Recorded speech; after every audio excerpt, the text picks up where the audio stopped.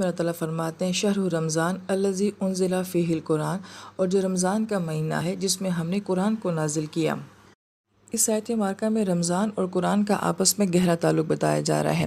یہ بات بہت غور طلب ہے کہ قرآن پہلے رمضان میں نازل ہوا تھا اور روزے تو بعد میں آئے تھے، لہٰذا اصل میں جو رمضان ہے اس کا تعلق جو ہے وہ قرآن کے ساتھ ہے، اور روزے جو ہیں وہ پھر بعد میں ایک عبادت تھی جو کہ رمضان میں ہمارے اوپر فرض کر دی گئی۔ اس لیے اس آیت مبارکہ میں اللہ تعالیٰ نے رمضان کے ساتھ جو ہے وہ قرآن کے نازل ہونے کو بیان کیا ہے۔ لہٰذا انہی رمضان کی راتوں میں سے ایک مبارک رات تھی جب اللہ تعالیٰ نے ہمیں قرآن دیا۔ تو جیسے کہ ہم سیلیبریشنز کرتے ہیں، ہم 14 اگست بناتے ہیں، اینیورسریز بناتے ہیں، تو گویا کہ رمضان کا مہینہ وہ مہینہ ہے جس میں ہم قرآن کا جشن مناتے ہیں۔ اگر ہم رمضان کے مہینے میں غور کریں تو اس میں اکثر ہماری عبادات کا تعلق جو ہے وہ قرآن کے ساتھ ہوتا ہے۔ اس مہینے میں ہم ایک اضافی نماز پڑھتے ہیں جس کو تراویح کہتے ہیں، اور اس میں سارا تعلق جو ہے وہ قرآن کے ساتھ ہے، اور پھر دورہ قرآن کا ہونا اور خاص طور پہ اس مہینے میں قرآن کی تلاوت کا اجر و ثواب کا ہونا، یہ رمضان اور قرآن کے تعلق کو آپس میں بیان کرتا ہے۔ اور جب اللہ تعالیٰ کی یہ دو بڑی نعمتیں جو ہیں وہ ایک جگہ اکٹھی ہو جاتی ہیں، یعنی کہ رمضان اور قرآن، تو اللہ تعالیٰ فرماتے ہدی للناس، تو یہ قرآن جو ہے یہ لوگوں کے لیے ہدایت ہے۔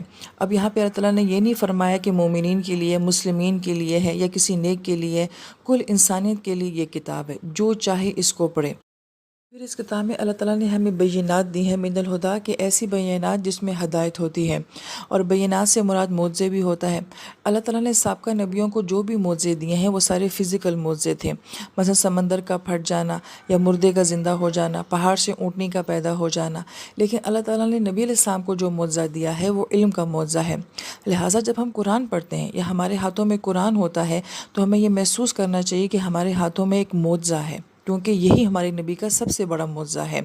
تو پھر اس میں کس طرح کی ہدایات ہمارے لیے ہوں گی؟ سابقہ انبیاء وہ سارے اپنے فزیکل معجزے دکھا کے اپنی قوموں کو جو ہے وہ ہدایت کی طرف بلاتے تھے، اور قومیں وہ معجزے دیکھ کے حیران ہو جاتی تھیں اور نبیوں کے اوپر ایمان لے آتی تھیں۔ اور ہمارے پاس معجزہ کیا ہے کہ ہم قرآن دیکھ کے حیران ہو جائیں کہ اللہ تعالیٰ نے ہمیں کیسی کتاب دی ہے، اس کو پڑھیں، اس کو سمجھیں، تو پھر ہمارا تعلق بھی کس کے ساتھ ہو جائے گا؟ ہدایت کے ساتھ ہو جائے گا۔ والفرقان، اور یہ کتاب کیسی ہے؟ فرق کرنے والی ہے، جو حق اور باطل کے درمیان میں، سچ اور جھوٹ کے درمیان میں، اندھیرے اور روشنی کے درمیان میں فرق کر دیتی ہے۔ اور جو انسان اس کتاب کو پڑھتا جاتا ہے وہ صحیح اور غلط کو سمجھنا شروع ہو جاتا ہے۔ اللہ تعالیٰ فرماتے فمن شہد منکم الشہر، پس جو کوئی تم میں سے اس مہینے کو پائے فلیصم، تو اس کو چاہیے کہ وہ روزے رکھے۔ اب اس آیت مبارکہ میں لفظ جو ہے وہ شہیدہ آیا ہے۔ شہید کا مطلب جو ہے وہ شہادت دینا اور گواہی دینا بھی ہوتا ہے، اور ہم کلمہ شہادت کو بھی کلمہ شہادت اس لیے کہتے ہیں کہ مومن جو ہے وہ توحید کے اوپر گواہی دیتا ہے۔ آپ صلی اللہ علیہ وآلہ وسلم کی ذات کو بھی شاہد کہا گیا ہے، اور جو کوئی انسان کسی واقعے کو اپنی آنکھ سے دیکھ لیتا ہے تو اس کو بھی شہادت دینا کہا جاتا ہے، یعنی کہ گواہی کہا جاتا ہے، اور اسی سے لفظ شہید بھی ہوتا ہے۔ لہٰذا یہ لفظ جو ہے اپنی ذات میں بہت عظمت والا ہے، اور اس لفظ کو جو ہے وہ رمضان کے مہینے کے ساتھ لایا گیا ہے کہ جو شخص رمضان کو اپنی آنکھوں سے دیکھ لیتا ہے تو یہ ایک بہت بڑی گواہی ہے۔ اور جیسا کہ حدیث پاک کا مفہوم ہے کہ رمضان بھی اللہ تعالیٰ کے سامنے جو ہے اللہ تعالیٰ کے بندوں کے بارے میں گواہی دے گا کہ انہوں نے مجھے کیسے گزارا، میرا کیسے استقبال کیا، میرا کیسے اہتمام کیا۔ تو گویا کہ رمضان کا مہینہ جو ہے وہ ہمارے اعمال کے لیے بھی جو ہے وہ گواہی دینے والا ہے۔ ومن کانا مریضاً، پس جو کوئی مریض ہو، اور علی سفر، یا وہ سفر میں ہو، فعدۃ من ایام اخر، تو وہ ان کی قضا جو ہے وہ دوسرے دنوں میں رکھے گا۔ پھر اللہ تعالیٰ فرماتے ہیں یرید اللہ بکم الیسر، کہ اللہ تعالیٰ اس رمضان کے ذریعے تمہارے لیے آسانی چاہتے ہیں، ولا یرید بکم العسر، اور اللہ تعالیٰ اس رمضان کے ذریعے تمہارے لیے کوئی مشکل نہیں چاہتے ہیں۔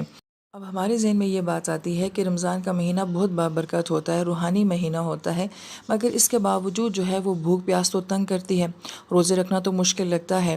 تو یہاں پہ اس بات کا جواب یہ ہے کہ بظاہر جو ہمیں مشکل نظر آتی ہے، یہ جو ہماری ٹریننگ ہے، دراصل میں ہر بڑے کام کے لیے یا بڑی پوسٹ کے لیے یا کسی بھی بڑے امتحان کے لیے انسان کو پہلے ٹریننگ کروائی جاتی ہے۔ تو گویا کہ رمضان کا مہینہ ہماری روحانی ٹریننگ ہوتا ہے، اور ٹریننگ جو ہوتی ہے وہ ٹف تو ہوتی ہے، مشکل تو ہوتی ہے، لیکن اس ایک مہینے کی روحانی ٹریننگ کے بعد ہمارے لیے پورے سال جو ہے اس روحانی قوت کے ساتھ چلنا جو ہے وہ آسان ہو جاتا ہے۔ اس لیے آیت مبارکہ میں گرامر کے لحاظ سے بکم الیسرا آیا ہے کہ اللہ تعالیٰ اس مہینے کے ذریعے تمہارے لیے آسانی چاہتے ہیں، یعنی کہ اس مہینے میں جو اللہ تعالیٰ تمہیں روحانی مشقت کرواتے ہیں، اس کے ذریعے اللہ تعالیٰ تمہاری آنے والی زندگی کو آسان کرنا چاہتے ہیں۔ وَلِتُكْمِلُوا الْعِدَّةَ، اور تمہیں اس تعداد کو جو ہے وہ پورا کرنا ہے۔ ٹریننگ جو ہے وہ پوری کی جاتی ہے۔ دعائیوں کا کوئی کورس ہمیں ملتا ہے تو وہ کہتے ہیں کہ آپ نے اس کو جو ہے وہ 7 دن تک کھانا ہے یا 11 دن تک کھانا ہے اور صبح دوپہر شام کھانا ہے، تو گویا کہ اس کی ایک تعداد بھی ہوتی ہے، مقدار بھی ہوتی ہے۔ اسی طریقے سے یہ جو ہماری رمضان روحانی ٹریننگ ہے، اس کی ایک تعداد ہے اور اس تعداد کو پورا کرنا ضروری ہے۔ اور تکمیلو کے اندر ایک کانسیپٹ ہمیں یہ بھی دیا جاتا ہے کہ اپنے کاموں کو پورا کیا کرو، ادھوری عبادات نہ کیا کرو، ادھورے کام نہ کیا کرو، جو کام بھی کرو اس کو پورا کرو۔ پھر اللہ تعالیٰ فرماتے ہیں وَلِتُكَبِّرُوا اللَّهَ عَلَىٰ مَا هَدَاكُمْ، اور اللہ تعالیٰ نے جو تمہیں ہدایت دی ہے اس پہ اللہ تعالیٰ کی تکبیر کو بیان کرو۔ اس لفظ کے اندر بھی ایک خوبصورت کانسیپٹ یہ ہے کہ چاہے ہماری عبادات ہوں، چاہے ہمارے تہوار ہوں، چاہے ہماری خوشیاں ہوں، ہم اپنی ہر عبادت، ہر تہوار کو جو ہے اللہ تعالیٰ کی تکبیر کے ساتھ مناتے ہیں۔ چاہے وہ رمضان ہے، چاہے وہ جمعے کی نماز ہے، چاہے وہ عید ہے تو اس میں عید کی نماز ہے، چاہے وہ حج ہے تو اس میں تلبیہ ہے۔ ہماری ہر خوشی، ہر عبادت کا تعلق جو ہے وہ اللہ تعالیٰ کی بڑائی کے ساتھ ہے، لہٰذا ہمیں اپنی خوشیوں میں بھی اپنے رب کو جو ہے وہ یاد رکھنا چاہیے۔ اور پھر اللہ تعالیٰ فرماتے ہیں وَلَعَلَّكُمْ تَشْكُرُونَ، اور امید ہے کہ تم شکر ادا کرو گے، یعنی کہ ہر عبادت کے بعد، ہر نعمت کے بعد، ہر نیکی کے بعد اللہ تعالیٰ اپنے بندے سے شکر کا تقاضا کرتے ہیں۔ گویا کہ عبادت کا اور شکر کا، نیکی کا اور شکر کا آپس میں بہت گہرا تعلق ہے۔